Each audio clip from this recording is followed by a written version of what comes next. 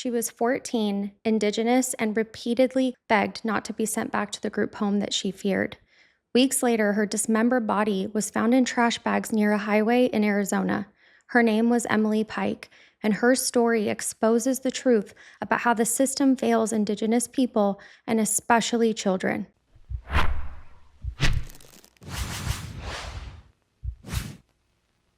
Welcome to the True Crime Nurse, everyone. My name is Kat, and I'm a registered nurse who loves all things nursing and true crime. This video may be one of the most important videos that I ever make, so please listen and stay through to the end and share it for Emily. On February 14th, 2025, a group of people went off-roading near mile marker 277 of Highway 60 in Arizona. This area was about 100 miles east of Mesa, which is not far from the San Carlos Apache Reservation boundary line, where it had been recently announced that a young girl and tribal member had been missing from a group home in Mesa, Arizona. What these off-roaders came across that day is something that they will never forget: human remains that had been dismembered and disposed of like garbage in 2 large trash bags. The riders immediately contacted law enforcement, and the Gila County Sheriff's Office responded to the scene. Inside the trash bags, there were only partial remains: a head, torso, and legs. Some body parts, like the arms and hands, appeared to still be missing. The condition of the mutilated remains made identification really challenging and also made it clear that horrifying violence was inflicted on this person. That same day, the Gila County Sheriff's Office announced to the public that female human remains had been found and that they were working really hard to identify who this may be. But given the location and the timing, the San Carlos Apache Police and Mesa Police were both alerted. This is for 2 reasons. 1, the remains were near tribal land, and 2, because of an open missing persons case, Emily Pike. On February 27, 2025, authorities confirmed through dental records that the remains had in fact been Emily. This nearly 2-week delay was agonizing for Emily's family. Emily's mother had already come across leaked photos online that led her to believe the victim was her daughter. Those graphic images, apparently leaked from within the sheriff's department, by the way, showed the trash bags and remains. The pictures also had begun circulating on social media at that point.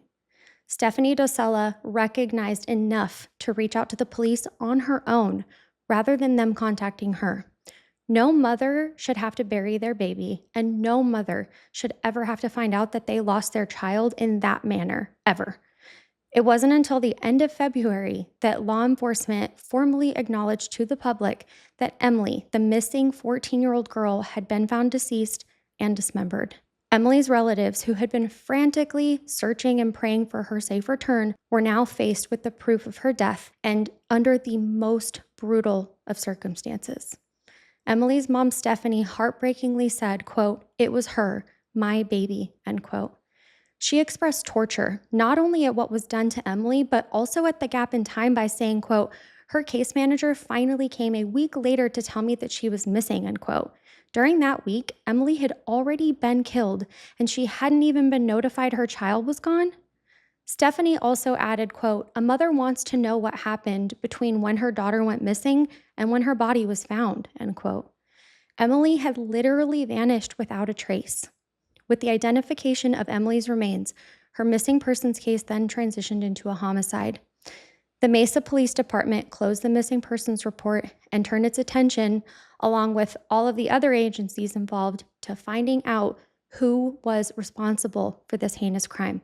What had begun as a runaway report was now a multi-jurisdictional murder case, and one that would expose countless issues and failures across the board, all while investigators raced against the clock to try to catch who killed this innocent girl. We've all heard that statistic that the likelihood of catching the murderer within the first 48 hours is the highest, and by this time, that window was gone. Law enforcement began searching the area for additional evidence. Throughout mid-February 2025, Gila County Sheriff's detectives, FBI agents, and tribal police searched the rugged terrain near the dump site, hoping to find any missing remains or discarded evidence. They were helped by volunteers, including Apache community members, to search the ravines and brush for anything that might have been left behind. The recovery operation lasted several days. Because not all of Emily's remains were found in those initial 2 bags, Authorities believed that her arms and hands may have been scattered or taken by wildlife. The horrific task of collecting Emily's remains was necessary for both her family's sake to eventually properly lay her to rest and for gathering additional forensic evidence. An autopsy was done by the county, and given the condition of Emily's body, the cause of death was really difficult to determine at this time. Investigators did state that there was trauma to Emily's head and face, but whether that was the cause of death or part of the postmortem mutilation remains unknown to the public, at least at this time. By late February, with the tragic outcome confirmed, the focus for authorities then shifted to finding out who did this. Emily's story was rapidly shifting in the public eye from a little-known missing persons case to a high-profile example of the MMIWG crisis.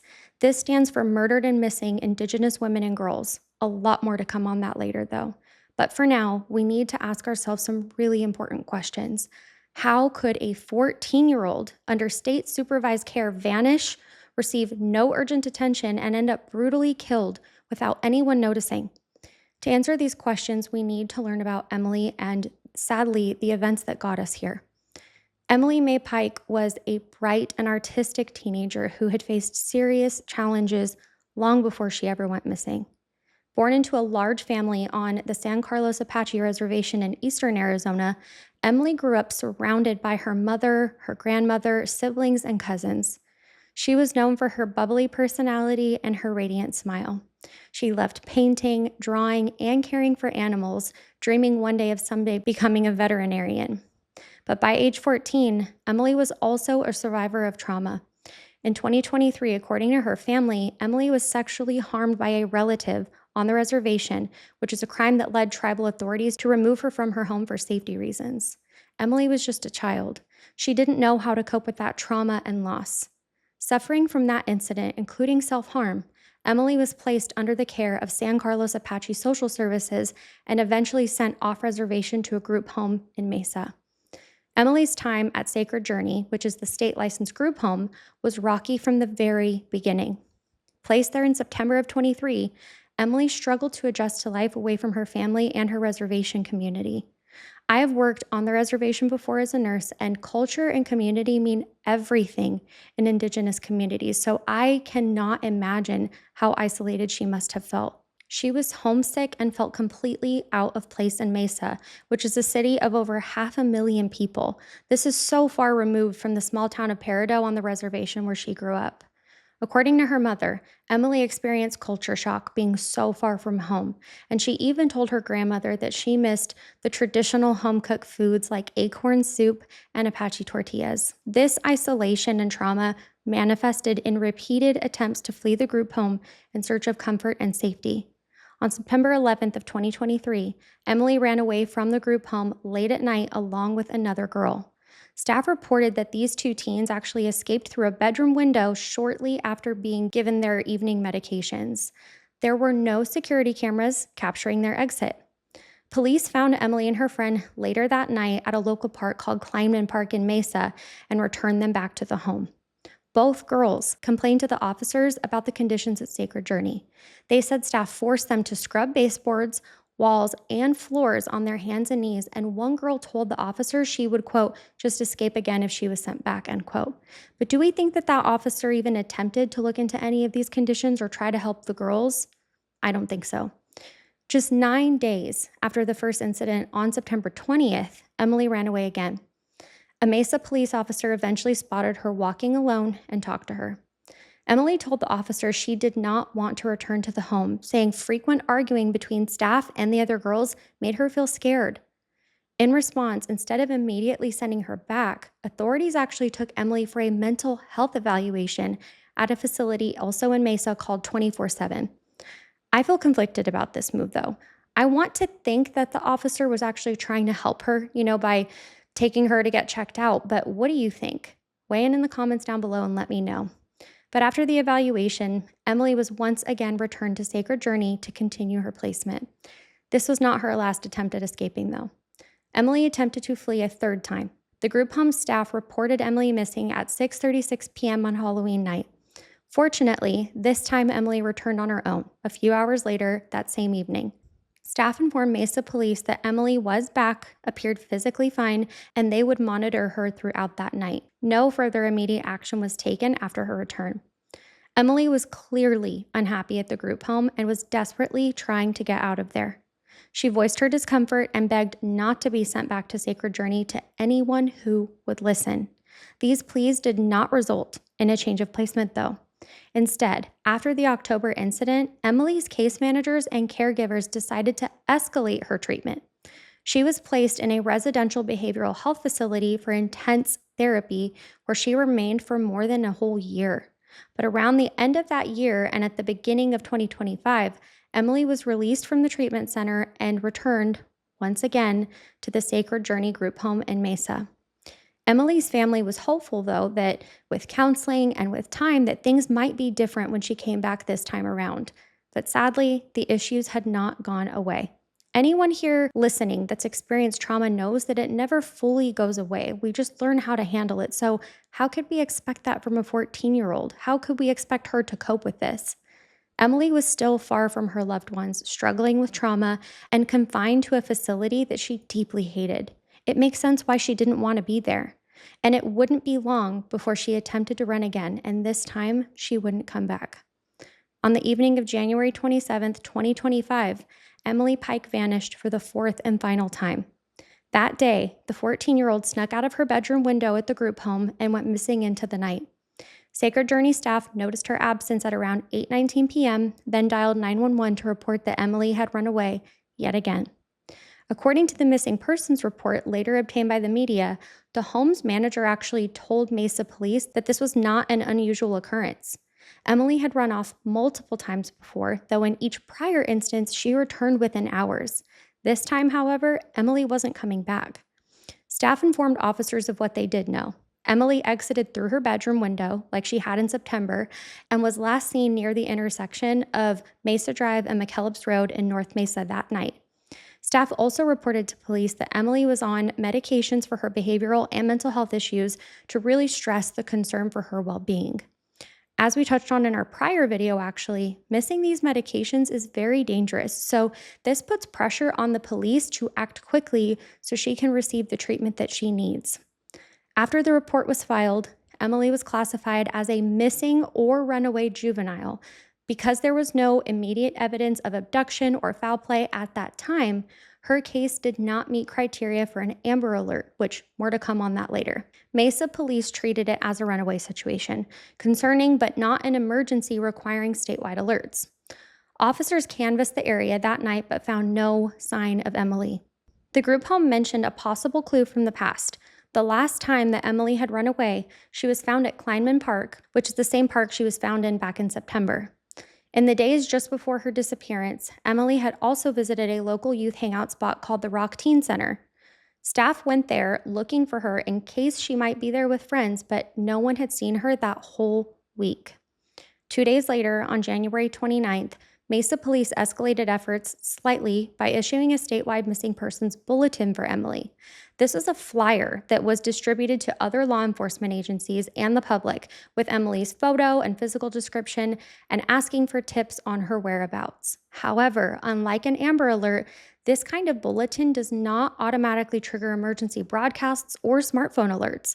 It relies on standard communication channels and the initiative of officers or the media to circulate it. As a result, many people outside of Emily's immediate circle and community were completely unaware that she was even missing. There was no public alarm sounded in those critical first days. For the most part, only her family, tribal authorities, and local police were monitoring the situation. This was a fatal mistake. In the first week of her disappearance, Mesa PD and the group home received several calls claiming that Emily was safe and was supposedly with her mom back on the reservation. Investigators followed up and contacted Emily's mother directly, quickly confirming that this was in fact not true. Stephanie did not have her daughter. Emily was still missing. The source of these misleading messages remain unclear, though. It could have been a misguided or sick individual or possibly someone attempting to derail the search. Regardless, this added confusion and wasted precious time and resources. As of now, June 2025, no suspects have been publicly identified in the murder of Emily Pike. Law enforcement has been tight-lipped about many details to protect the investigation. However, a few pieces of information and informed theories have emerged. Investigators believe that Emily was killed at a different location and that her body was transported to that remote site off of Highway 60. This is supported by the fact that the dump site is extremely rugged, not even near where she had went missing, and there were no signs like blood at the scene indicating that the murder had happened there. The perpetrator likely chose that spot off the road because it's isolated. This would have to be done by someone that knows those dirt Forest Service roads. This suggests the perpetrator might have knowledge of the Globe San Carlos area or deliberately drove out that way to create confusion for the investigators.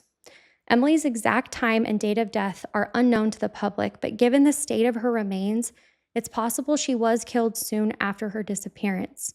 By February 14th, nearly 3 weeks had passed, and the condition of her body indicated she had likely been dead for a significant portion of that time. Cool winter temperatures in the desert might have slowed decomposition somewhat, but still, it seems that Emily was killed well before February. What kind of person could commit such a horrifying crime? Investigators have not publicly narrowed it down to any individual or group even, so speculation has just ran rampant. Maybe Emily ran into a dangerous individual who preyed on young girls on the streets. The Phoenix metro area has seen cases of predators luring runaway teens. However, taking her all the way to Globe to dump her remains would be a long way for a random predator unless they had ties there. Could it be someone from her home community who found her trying to get back? Did she contact someone on the reservation to come pick her up and maybe things went wrong along the way? There is no evidence of that so far, and her family and tribal community have both been very cooperative in this investigation and in the search for answers.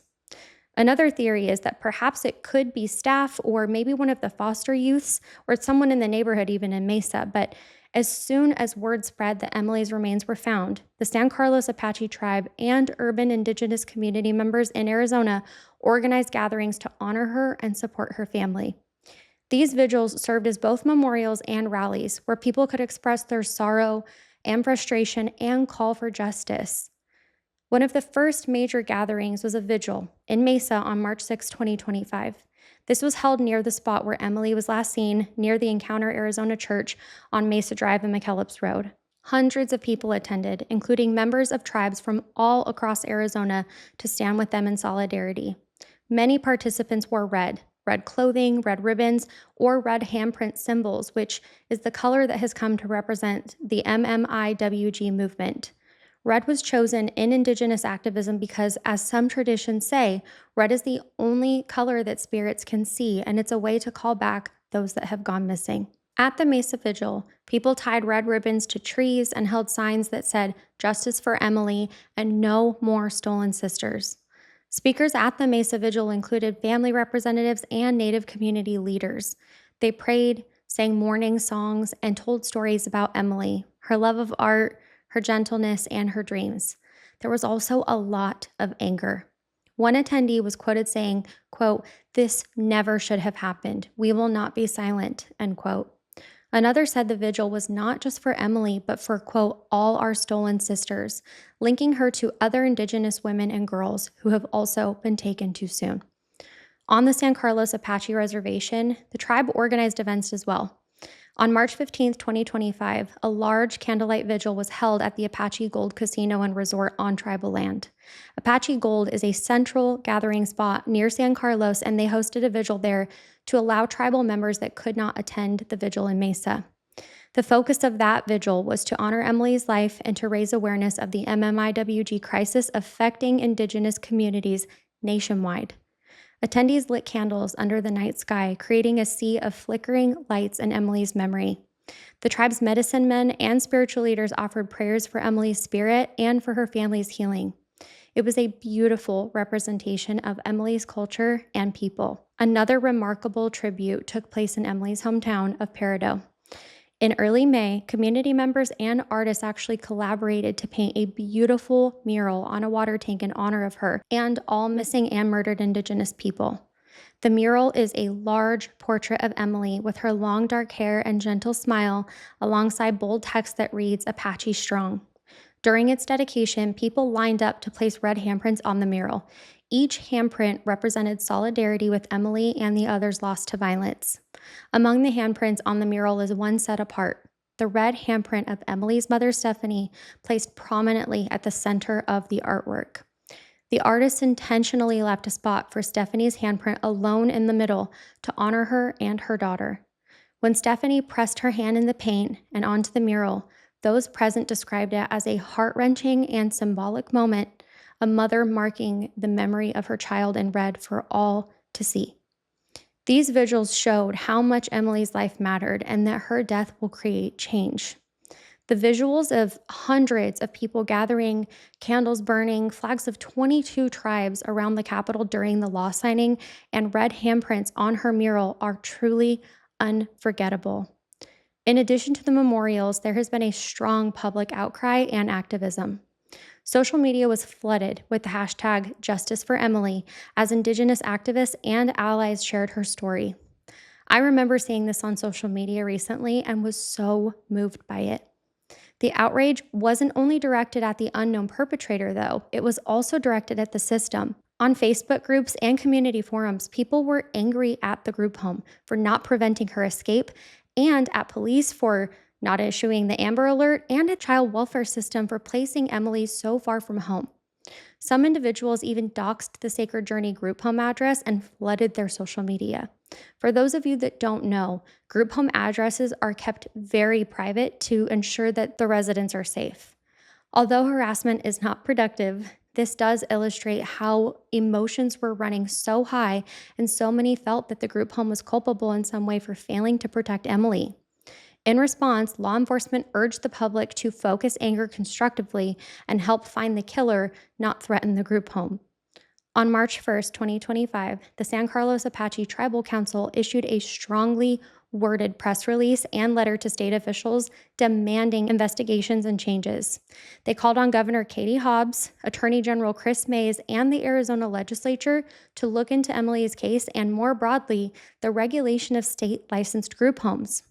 The tribe questioned how Sacred Journey was allowed to operate with so many runaway incidents and wanted a comprehensive review of that group home safety plan, security, and monitoring standards. This request would protect all children residing there. They explicitly asked that any findings lead to legislation in Emily's honor and that hopefully they'll strengthen the group home's regulations. The Tribal Council also urged support for an existing bill in legislature, House Bill 2281, which would create a missing Indigenous person alert system, what we now know as the Turquoise Alert. The tribe held a special session of the Tribal Council to address Emily's case and invited her family to speak. They also performed traditional blessings at the site of the vigil. Outlets like Arizona Mirror, ABC 15, and others have run multi-part stories outlining exactly what went wrong and demanding answers to help spread the word through social media and media. ABC 15's investigators team filed public record requests to obtain the Mesa Police Missing Persons Report on Emily, revealing details like her prior statements about not wanting to return back to the group home. By bringing these facts to light, the media reinforced the family's claims of systemic failure.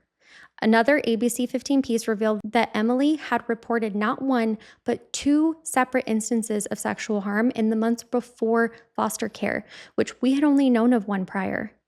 Knowing that she endured so much trauma breaks my heart. She was so young. This girl went to the only places that she could for help and was consistently let down. And I hate that this has been a trend. Emily's family has been at the heart of advocacy. Even through their grief, they've given statements, they've attended the Capitol bill signing, and participated in many interviews. They have been consistent in their message. They want justice for Emily, meaning both the arrest of her killer and systemic changes to protect other children. By sharing Emily's story, her personality, her dreams, and how the system let her down, they have made it impossible for decision makers to ignore the human cost of these failures. Now we're going to move on to our assessment portion, and since there's no trial as of yet, we're going to look into the investigation and systemic changes that are necessarily being made. Facing an initially cold trail, law enforcement and Emily's family turned to the public for help. In March 2025, the San Carlos Apache Tribal Council put forward a $75,000 reward for any information leading to the arrest and conviction of the person or people responsible for Emily's murder. Chairman Terry Rambler announced this tribal reward fund and begged anyone with knowledge to come forward. The chairman stated, quote, "Our council has offered $75,000 and we are requesting the public to supplement the reward to generate more interest and leads," end quote. The tribe's message was that no expense would be spared to bring justice for one of their children. By early May of 2025, with no arrests yet, the FBI added an additional $75,000 reward on top of the tribe's contribution. The FBI's Phoenix field office actually made a public announcement on May 7th that it would pay up to $75,000 for verifiable information identifying those responsible for the brutal murder of Emily Pike. This essentially doubled the total reward pool aside from additional contributions. FBI officials rarely post such high rewards unless a case is exceptionally heinous and cold. This shows you how much public assistance is desperately needed in this case. In addition to money, investigators have relied on community outreach. Flyers with Emily's photo and the tip line have been posted in communities from Mesa to Globe to the San Carlos Reservation too. Billboards have gone up in key areas, thanks in part to grassroots efforts led by people like Jolene Shorty, who is a San Carlos Apache tribal member. Shorty spearheaded a campaign to instill billboards in towns along possible routes like Superior, Miami, and Globe with Emily's image and reward information. This kind of community-driven outreach is critical in cases that cross urban-rural divides. It increases the chances that someone who saw or heard something realizes its significance and reports it. The San Carlos Apache tribe has urged cross-jurisdictional cooperation. Chairman Rambler stated that whether it's state or federal, the perpetrator must be held accountable without any loopholes. When a suspect is identified, the jurisdictional decision will be made by prosecutors based on the specifics. This could become important if, say, the perpetrator is found to be a non-Indian, then Arizona can prosecute for that murder in court. If the perpetrator is Apache or another tribal member and the murder happened on the reservation, it would be federal. Because Emily was a tribal citizen, the FBI's current involvement guarantees that if needed, they will pursue federal charges. Everyone is unified in seeking justice for Emily. The circumstances of Emily's disappearance raise serious questions about the group home, where she had been placed, and its ability to keep children safe. Sacred Journey is a private group home licensed by the state to care for children, including those placed by tribal social services. According to records and leadership statements, Sacred Journey operates multiple residential facilities for the youth throughout the Mesa area and had been doing so for over 2 decades. Its CEO, Elizabeth Morales, has publicly defended the organization, saying, quote, "We go above and beyond. We're raising children and not just housing children," end quote. However, in Emily's case, the fact that dozens of other children had run away from that same home suggests differently, in my personal opinion. In a letter to state officials, the San Carlos Apache tribe stated that in the past 3 years, about 30 children have run away from that group home. Morales herself later confirmed that number, noting that other children were eventually found safe, but yes, 30 children had indeed ran away, and that number is absurd. Chairman Terry Rambler asked, quote, "What happened to these other children? Are they all safe and unaccounted for? Why has this clear failure to protect these children been allowed to continue unabated for years?" End quote. One shocking detail emerged at a legislative hearing. The alarm on Emily's bedroom window had been disabled on the night that she fled. Group homes typically have alarms on doors and windows to alert staff if a child tries to exit without permission, especially at night. Sacred Journey did have those alarms, but in Emily's case, the window alarm was not functioning or had been turned off, allowing her to slip out undetected. Chairman Rambler argued that, quote, "Alarm systems in group homes should have an alert when a window or door alarm has been disabled." The result of this error was that a 14-year-old could climb out into the darkness with no one noticing until she was long gone. Morales and Sacred Journey staff have been scrutinized over their response the night of January 27th. Did staff wait too long to call the police? The report states Emily was reported missing by 8:19 p.m., which seems fairly prompt if she was discovered gone around that time. But did an alarm even go off at all? Did staff conduct a head count earlier that evening? We don't have these answers just yet. If the alarm was off, though, staff might not have known immediately when she even had escaped. Perhaps the most discussed issue, though, in the aftermath of Emily's death has been the way that authorities labeled and handled her disappearance as a runaway case. Over and over, family members and advocates have expressed that if Emily had been treated as a missing child in danger from the beginning, rather than a chronic runaway who would eventually come back, more could have been done to find her. Emily's family has passionately argued that she should have been considered missing and endangered from day one. Emily's mom, Stephanie, stated on May 14th, quote, "The group home, Sacred Journey, reported my Emily as a runaway. Instead, she should have been reported as missing. I believe that would have allowed local law enforcement to begin a more in-depth search," end quote. Her uncle, Allred Pike Jr., put it this way, quote, "I hear two words, runaway and missing. Two little words that make a big difference on whether an investigation is done or not, or whether they just sweep it under the rug," end quote. In Arizona, an Amber Alert, which is the highest priority child alert, explicitly excludes runaways. It is only for confirmed abductions. The reason is that Amber Alerts are meant to engage the public to be on the lookout for a vehicle. I'm sure many of us have seen those signs. In fact, I just saw one the other day while I was driving in the car. But what about runaways who may also be in danger? What laws exist to protect them? Emily's case highlights that critical flaw in this alert system. A child classified as a runaway can absolutely be in danger, even if initially leaving by choice. Runaways are often extremely vulnerable to predatory crimes, from trafficking to violence, because they're out on their own. In Emily's case, whether she intended to run away for a night or permanently, she ended up encountering lethal harm. So treating her case less urgently than an abduction was a dangerous miscalculation. This finding has fueled the push behind Emily's Law and the Turquoise Alert System, but with an important caveat. During the ceremonial bill signing of Emily's Law on May 21st, 2025, an Arizona Department of Public Safety, or DPS, official confirmed something super concerning. The new Turquoise Alert will not cover runaways. I'm sure most of you listening are equally as shocked and disappointed by this as I am. DPS Captain Thomas Nev explained that under the current guidelines, quote, "In and of itself, a runaway isn't necessarily a crime or suspicious or unexplained. If somebody decides to leave or go missing of their own volition, it wouldn't necessarily qualify," end quote. He did add that if there are additional suspicious or unexplained factors along with the runaway situation, it could, quote, "tip the scale," unquote, to possibly meet criteria. But if a teen is simply believed to have run away, the Turquoise Alert, similar to the Amber Alert, may not be activated. This revelation did not sit well with Emily's family or tribal leaders, and it doesn't sit right with me either. Even the law named after her wouldn't have saved or protected her. Chairman Rambler responded at the signing by calling for eliminating the use of the term, quote, "runaway" altogether in these cases. He stated, quote, "We need to change the term runaway to just strictly missing. That heightens the security.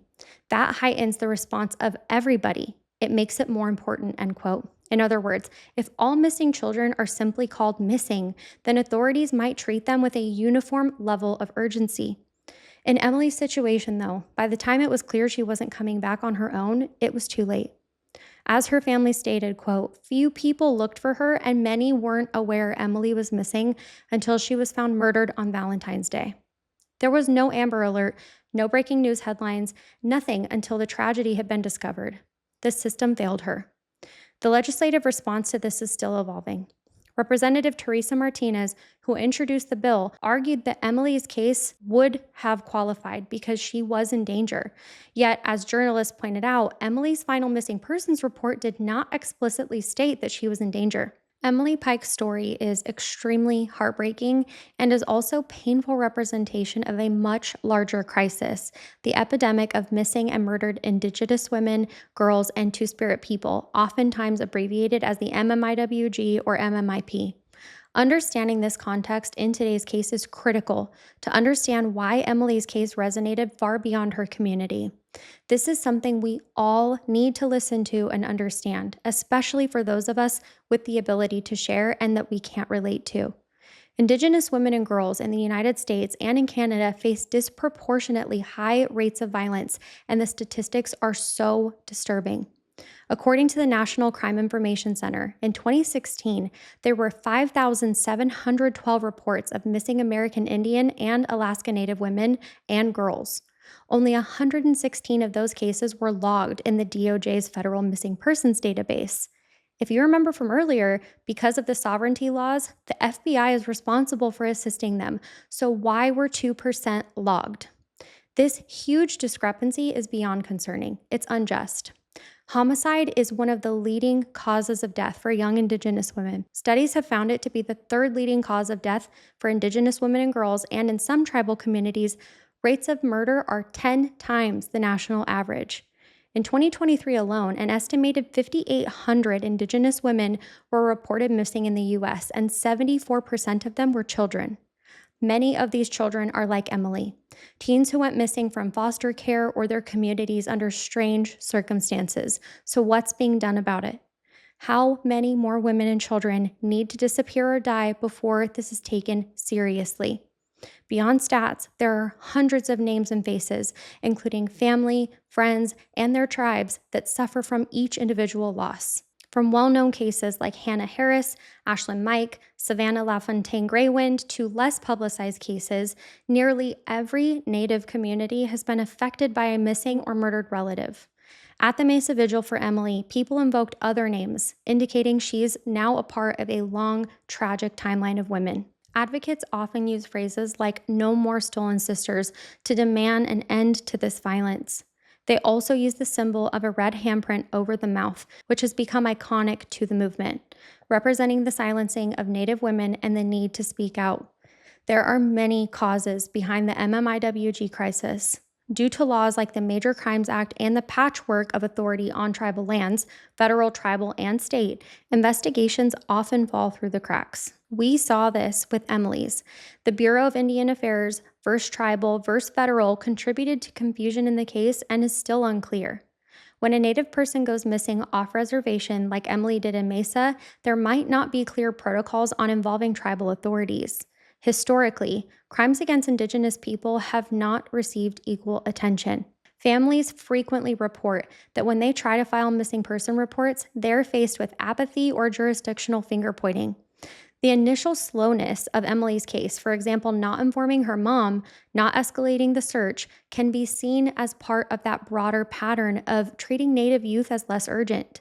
Many Indigenous children like Emily are caught in cycles of trauma, foster care, or family instability stemming from historical injustices like boarding schools, forced removals, and intergenerational trauma. These communities have endured so much, and these factors increase their vulnerability. Emily's situation, dealing with family members with addiction, poverty, and then being placed in state care, resonates with what happens to so many Native children. When vulnerable youth go missing, if the system doesn't catch them, predators can't. On vast rural reservations, people can disappear without a trace and not be found for long periods of time, if ever, making those searches difficult. Off-reservation, urban settings bring different dangers like trafficking.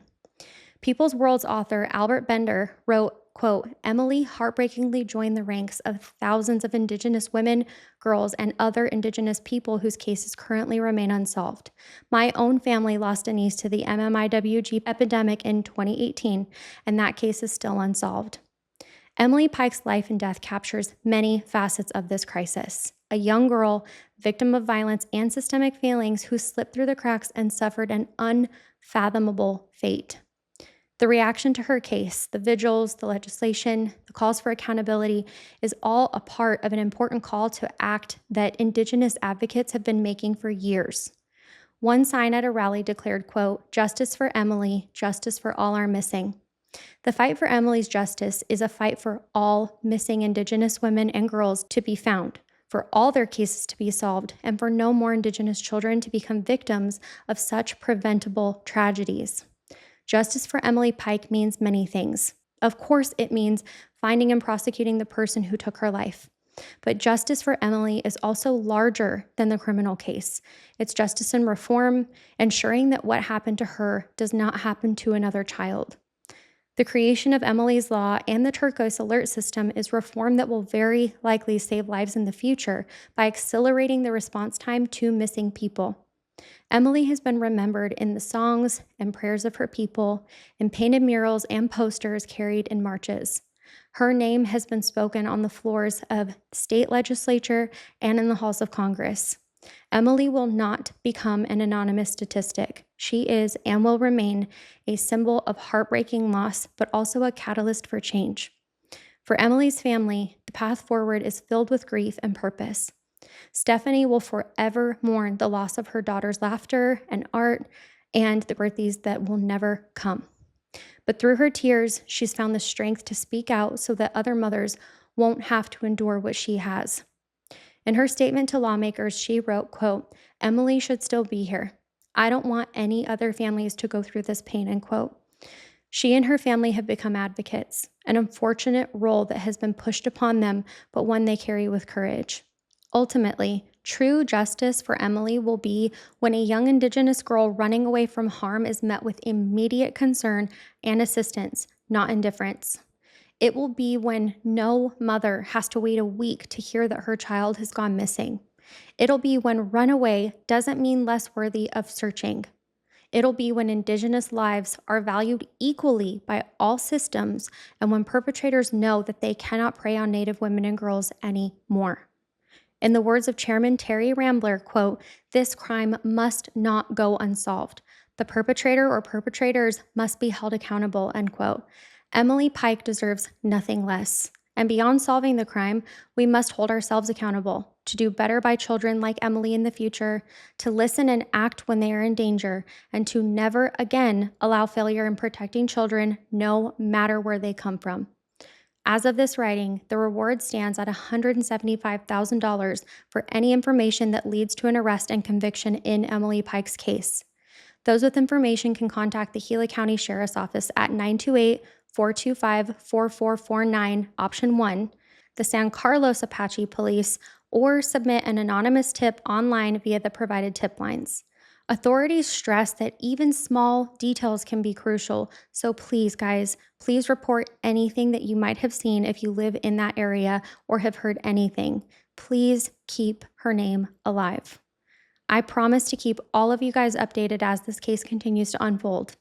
My request today is to please share this video to get the word out. I'm really surprised I haven't seen Emily's case covered more in the true crime space, so please share Emily's story. You never know how far this could reach. Community involvement can help solve cases. The more we get the word out, the higher chance we have at helping her family get the justice they definitely deserve.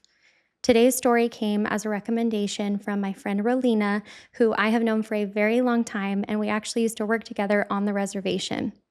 I know that this case is dear to her heart, just as it is mine.